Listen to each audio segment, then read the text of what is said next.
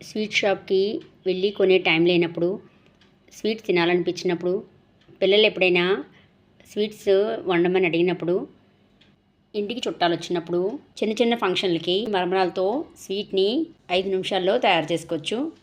ఈ స్వీట్ని చాలా టేస్టీగా ఎలా తయారు చేసుకోవాలో నేను మీకు ఇప్పుడు చూపిస్తాను. హాయ్ ఫ్రెండ్, 2 కప్పుల మరమరాలతోటి స్వీట్ని ఎలా తయారు చేయాలో ఇప్పుడు చూద్దాం. పొయ్యి వెలిగించుకుని ఒక ప్యాన్ పెట్టుకుని, ప్యాన్ హీట్ ఎక్కిన తర్వాత ఈ 2 కప్పుల మరమరాలని ఇందులో వేసుకుని ఆయిల్ లేకుండా వేయించుకోవాలి. ఈ మరమరాల్ని ఒక్కో ప్రాంతంలో ఒక్కోలా పిలుస్తారు. మీ ఊరిలో ఈ మరమరాల్ని ఏమంటారో కామెంట్ సెక్షన్లో తెలియజేయండి. 2 నిమిషాలు వేగిన తర్వాత స్టవ్ ఆఫ్ చేసేసుకోవాలి. 2 కప్పుల మరమరాలు తీసుకున్నాం కదా, 1/4 కప్పు పంచదార సరిపోతుంది. కొంచెం స్వీట్ ఎక్కువ తినే వాళ్ళైతే కప్పు వేసుకోవచ్చు. పంచదారని మిక్సీ జార్లో వేసేసుకుని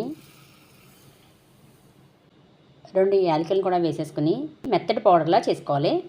మెత్తగా ఆడుకున్న ఈ పంచదార పౌడర్ని ఓ బౌల్లోకి వేసేసుకోవాలి. వేయించుకున్న మరమరాలను కూడా మిక్సీ జార్లో వేసుకుని మెత్తటి పౌడర్లాగా మిక్సీలో ఆడుకోవాలి. పంచదార పౌడర్లోకి కాచి చల్లార్చిన పాలని వేసుకుని కలుపుకోవాలి. పాలు ఎక్కువ వేయకూడదు, చూసుకుని వేసుకోవాలి. కలుపుకుంటూ వేసుకోవాలి. ఐసింగ్ షుగర్ వేసాం కదా, పంచదార తొందరగా కరిగిపోతుంది. పంచదార పూర్తిగా కరిగిపోయింది కదా, ఇప్పుడు మిక్సీలో ఆడుకున్న మరమరాల పౌడర్ని ఇందులో వేసేసుకోవాలి. పూర్తిగా కలుపుకోవాలి. ఈ మిశ్రమం గట్టిగానే ఉండాలి, పలుచగా అవ్వకూడదు. వేసుకున్న దాన్ని ఇలాగా ఓ ముద్దలాగా చేసుకోవాలి. ఒక ప్లేట్లోకి నెయ్యి రాసుకున్న ప్లేట్లోకి ఈ విధంగా వేసేసుకుని గట్టిగా ప్రెస్ చేసుకుని పక్కన పెట్టేసుకోవాలి.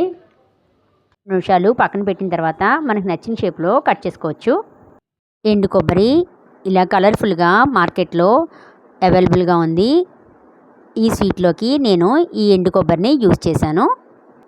దీనిపైన ఎండు కొబ్బరిని, బాదం పప్పుని డెకరేషన్గా చేసుకోవచ్చు. ఈ వీడియో మీకు నచ్చినట్లయితే లైక్ చేయండి. మీ ఫ్రెండ్స్ అండ్ ఫ్యామిలీ మెంబర్స్కి షేర్ చేయండి. కొత్త రకాల ఐటమ్స్ కోసం నా ఛానల్ని సబ్స్క్రైబ్ చేసుకోండి. పక్కనే ఉన్న బెల్ని ఆన్లో పెట్టుకోండి.